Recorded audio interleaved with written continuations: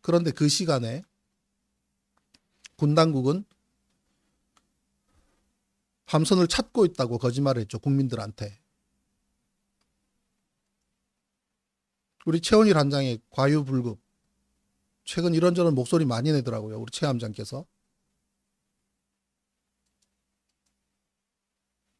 천안함이 좌초라면 양심선언이 없었겠나. 명예회복 나설 것이라고 합니다.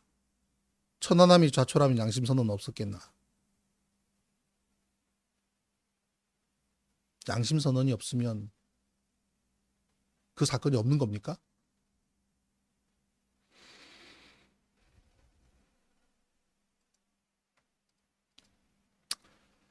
최 함장이 어떤 잘못이 있는지 한번 짚어보면요. 잘 모르시는 분들이 계시겠지만 함장은 연안 항해를 할 때에 초급 항해 장교가 당직을 쓰면 함교에서 지휘할 의무가 있습니다. 연안에서. 저 섬에서 육지에서 멀리 떨어진 곳에서 경비를 쓰면 괜찮지만 저수심이 존재하는 연안이라면 함장이 함교에서 직접 지휘를 해야 됩니다. 그게 함장의 재선 의무이고 일반 상선에서는 선장의 재선 의무입니다. 초급 항해 장교들, 초급 항해사들이 있을 경우는 협수로라든지 연안이라든지 함장이 브릿지에 있어야 됩니다. 육지로부터 충분한 거리를 확보하고 항해할 수 있도록 가이드를 주고 지시를 하고 그렇게 하도록 해야 됩니다. 결정적인 잘못은요.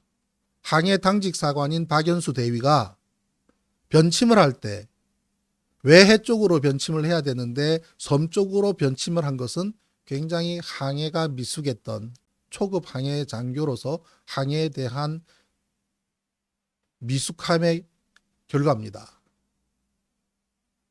화면에 보시는 것처럼 21시 5분에 선회를 해서 저거는 박영선 의원이 KNTDS 정보에서 가져온 거를 공개한 것을 도식한 겁니다. 섬 쪽으로 돌았잖아요. 자연 쪽으로. 점점점 섬이 가까워지죠. 섬이 가까워지면 불안하죠. 불안하니까 어떡합니까? 속도를 높입니다. 그래서 6노트로 얻은 속도를 9.5노트까지 올리지 않습니까? 스피드를. 그리고 올라가다가 최초 좌초 지점, 이용기 부사관 손가락이 짚어놓은 최초 좌초 이 지점에서 결국 좌초를 하지 않습니까?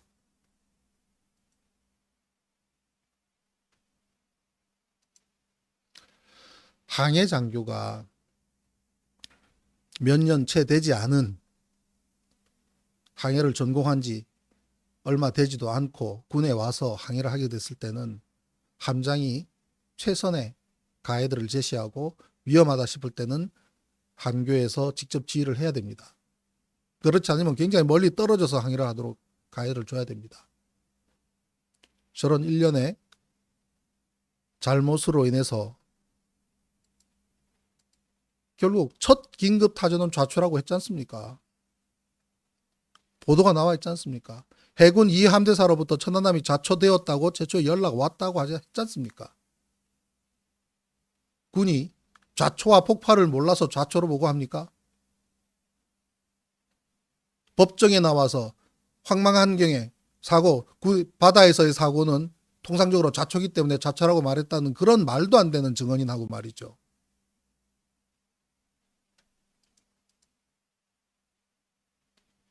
이명박 대통령도 당일 천안함 파공으로 침몰로 보고받았다고 당시에 행정관으로 있던 사람이 책에 썼습니다.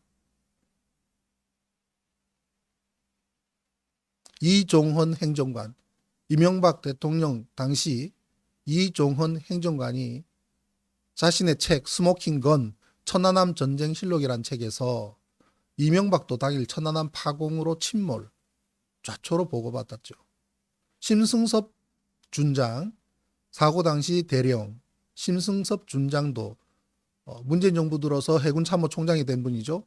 그분도 법정에 나와서 최초 좌초로 보고받았고 상부라 그러면은 합참, 국방부, 청와대까지 가는 거죠.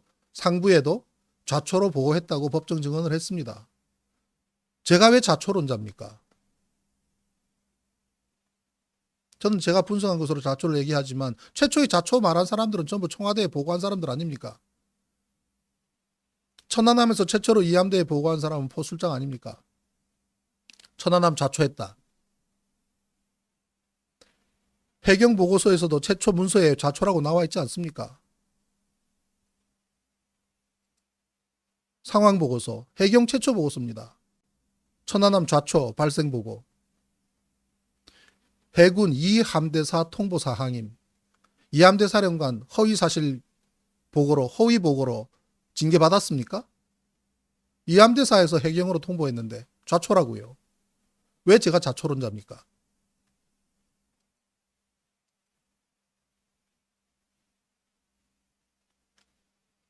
천안함 작전관이 최초 자초 찍어줬다고 했습니다.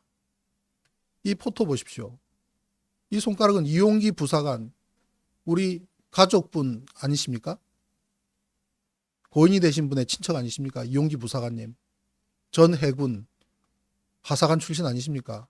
이분이 해군 장교가 들고 있는 작전 상황도를 뺏어서 작전관한테 이 지도를 내밀고 어디서 자초한 거냐 도대체. 박연수 대위가 가족분들 앞에서 천안함 자초했다고 브리핑 했지 않습니까? 아침에. 사고 다음날 아침에. 22전대장 이원보 대령도 좌초했다고 이야기했지 않습니까? 그러니 이용기 씨가 화가 났죠. 무슨 소리냐. 거기 무슨 배가 천안함이 거기 왜 들어가냐고. 이 사진이 그래서 나온 거 아닙니까? 저 밑에 하단에 보면 설명 나오지 않습니까? 윤동주 기자, 아시아경제의 윤동주 기자가 26일 오후 백령도 해상에서 침몰한 천안함 실종 선원 가족들이 27일 경기도 평택 해군 2함대에서 해군 관계자와 실종 선원들에게 브리핑을 받고 나온 가족들이 해군이 설명한 당시 상황이 말이 되지 않는다며 작전 지도를 언론에 공개하고 있다는 장면입니다. 이용기 부사관님이 여기서 자초했다고 되는데 이게 말이 돼요라고 언론에 이야기한 장면입니다. 박연수 대위는 그날 아침에 자초를 했다고 가족분들한테 브리핑한 이후로 그때 내가 말 잘못했습니다라고 사과한 적 있습니까? 없습니다. 지금까지. 법정에 나와서도 그냥 두루뭉실 넘어가는 이야기만 하고 더 이상 이야기를 안 합니다. 함장도 그렇고요. 제가 위증해죄로 고발할 줄 몰라서 지금까지 가만히 있겠습니까? 저 손가락 끝에 최초 자초라고 써놨지 않습니까? 이건 이용기 씨가 자신의 볼펜을 꺼내서 쓴 겁니다. 이 위에는 조석표가 있습니다. 사고 당시가 가장 최저조 시간이라는 것도 표기를 해놨습니다. 법정에서 저분 그랬습니다. 자기 직원한테 전화를 해서 인터넷 빨리 검색을 해서 조석표를 확인을 해서 알려달라고 해서 그걸 바로 거기다 기록한 겁니다. 평균 수면 6.4m. 물결 표시가 3개 있지 않습니까? 평균 수면 6.4m. 고조, 저조 밑에는 4m. 저조 밑에는 4m라고 적혀 있습니다. 그 시간대가 최저조 시간대이기 때문에 최저조 시간대면은 거의 수심이 4m인 지점이 별표 지점인 거죠. 그럼 천안함 흘수는 3m. 프로펠러가 밑으로 튀어나오는 게 1m니까 4m. 파고 2 내지 3m를 오르락 내리락 하면 6m, 7m를 오르락 내리락 하면서 가는 천안함이 100번 좌초하고도 남는 지역이지요. 저기에 최초 좌초라고 좌초라는 말이 분명하게 명기되어 있지 않습니까? 왜 저걸 무시합니까? 저것은 잘못되었다고 공식적으로 발표한 사실이 있습니까? 없지 않습니까?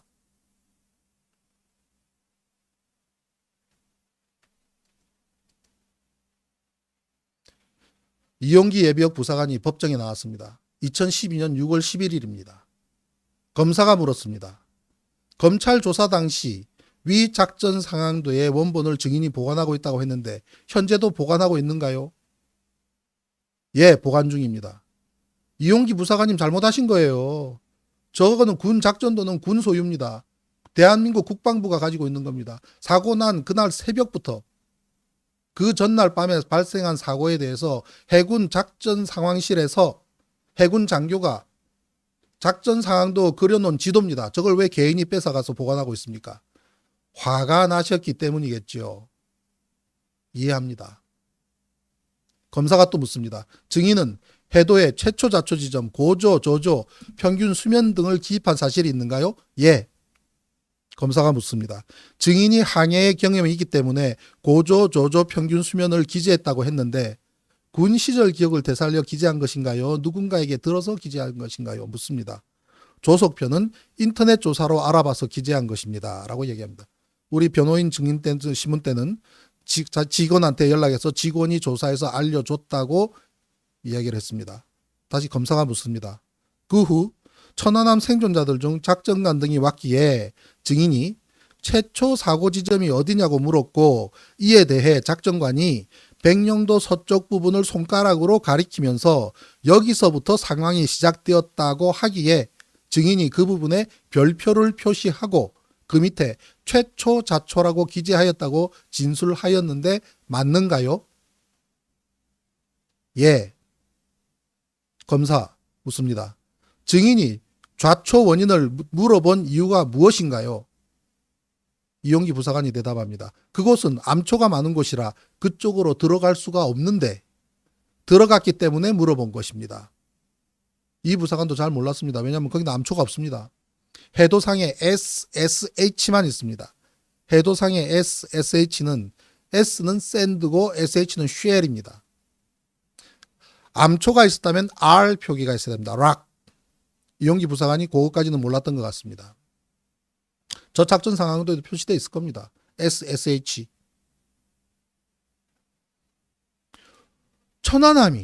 천안함급 때는 초계함이 저 위치를 간다는 게 이용기 부사관도 황당한 겁니다. 그러니까 항의를 하고 그랬던 겁니다.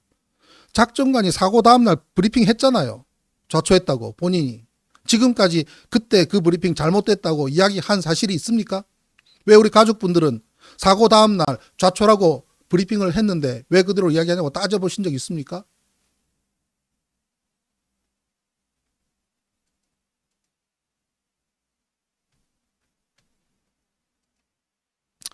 변호인이 질문했습니다.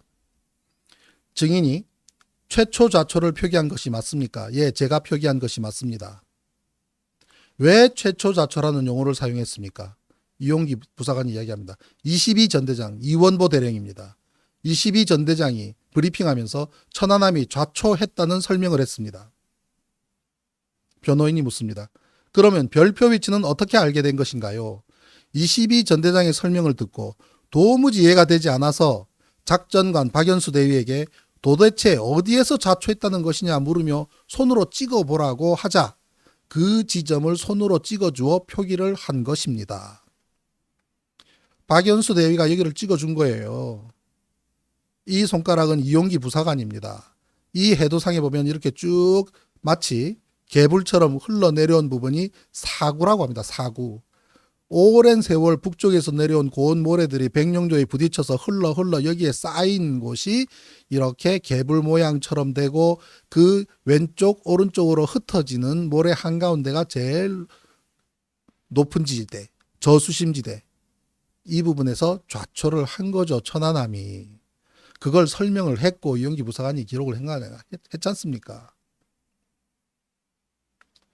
박영준 유가족 대표는 KBS 추정 60분 팀 만나서 해군이 좌초 설명했다고 진술했습니다. 얘기했습니다. 유가족 대표께서 그 당시 침몰전 좌초 해군이 직접 설명했다 했지 않습니까? 포술장 김강부 대위는 천안인데 침몰되었다. 좌초다. 이게 최초 21시 28분 최초 천안함에서 나간 첫 보고가 좌초다. 상황반장 좌초되었냐. 좌초라고 보고했지 않습니까? 왜 마치 제가 좌초만을 떠드는 사람으로 제가 좌초론자로 좌초만을 이야기하는 사람처럼 저를 몰아갔냐는 겁니다. 아니잖아요. 보고를 했고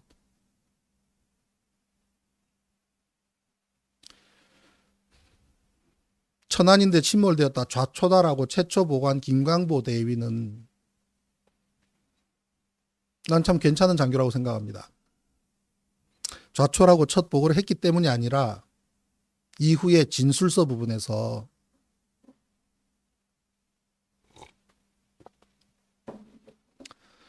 사고 다음 날부터 천안함 생존 장병들이 진술서를 쓰지 않습니까? 27일, 28일, 30일, 31일, 4월 2일, 4월 5일 그 기간 동안에 적게는 3번, 많게는 5번까지 진술서를 작성합니다. 천안함 생존자의 진술 내용은 굉장히 이 사건의 진실을 들여다보는데 중요하기 때문에 제가 재판받는 과정에서 진술서를 달라고 무수히 요청하지 않았겠습니까? 그 진술서를 2017년이 되어서야 전부 국방부로부터 받을 수 있었습니다. 7년이 세월이 흘러서 생존 장병들의 진술서를 전부 원본 그대로 복사를 해서 사본을 받을 수가 있었습니다.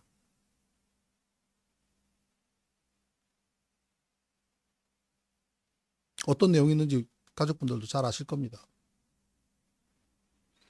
재판부가 교체되고 나니까 그 전까지는 아무리 요청을 해도 검사 수준에서 차단이 되거나 국방부에서 기밀이라고 해서 보이콧하다가 2017년에는 재판장님도 그렇고 그 당시에 검사님도 그렇고 진술은 필요하겠네 라고 생각하신 것 같습니다.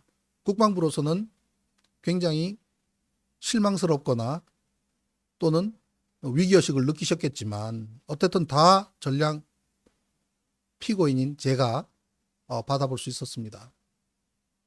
김광보 대위께서 진술서 작성하기 전에 대원들한테 이야기를 합니다.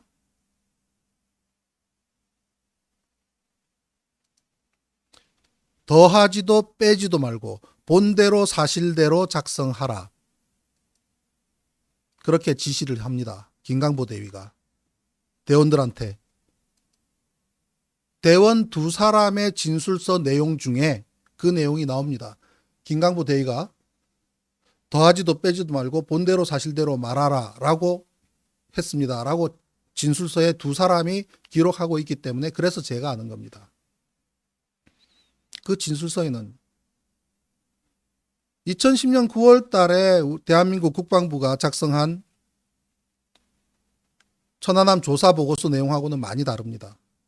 거기는 폭발과 관련된 것만 주로 많이 모아서 마치 모든 대원이 폭발이 있었던 것처럼 보이기 위해서 배치해 놓은 내용입니다. 천안함에서 배를 제일 많이 타고 오래 탔던 분들이 누구십니까? 원사님, 상사님 아니십니까? 우리 조타장님, 원사님이시잖아요. 폭발 없음 기록하셨지 않습니까? 가판장님, 가판의 최고 수장 아니십니까? 폭발 없었음. 그분들 침실이 어디입니까? 배가 반파되어서 벽체가 뜯겨져 나간 방에 계신 분입니다.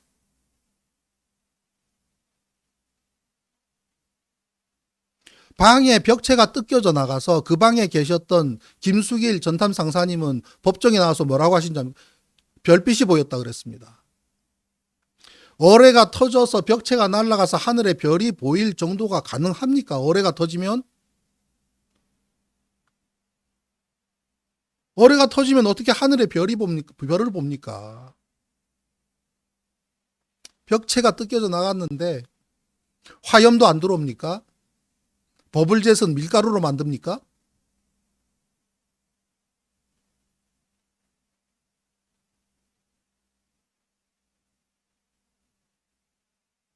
상사분 한 분은 주무시느라고 소리를 못 들으십니다. 어뢰가 터져서 벽체가 뜯겨져 나간 방에 계신 분이 주무시느라고 무슨 소리인지 전혀 모른다고 진술서에 써놨습니다.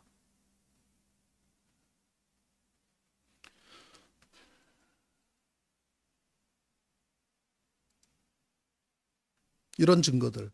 그물이 칭칭 감겨 있고 길이 방향으로 찢어져 있고 함 안전기 있고 옆에도 돌이 걸려 있고 배 밑바닥에 쭉쭉 긁혀져 있고 프로펠러가 휘어진 이 무수히 많은 좌초의 증거들을 어떻게 무시할 수가 있습니까? 해군 가족분들이 왜 이걸 무시합니까?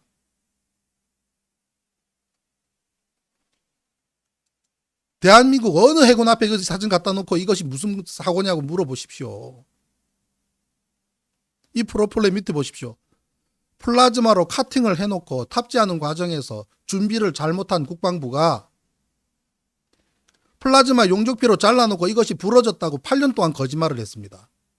제가 이거는 플라즈마로 잘랐다고, 플라즈마로 잘라낸 과정을 공중에 매달아 놓은 배부터 시작해가지고 합성까지 해가면서 증빙을 해내니까 2018년에 와서야 저게 닿아서 잘랐습니다 라고 실토했지요. 천안함 검증 당시에 2018년 검증 때 기억하시죠? 우리 가족분, 아버님, 어머님. 2018년 9월달 평택 이암대에서의 검증 때 우리 가족분들도 오셨잖아요. 판사, 검사, 변호사, 피고인이 현장 검증하는 곳에 우리 국방부가 가족분들을 초빙하셔서 계속 함께 동행하셨지 않습니까? 정말 저 그때 힘들었습니다.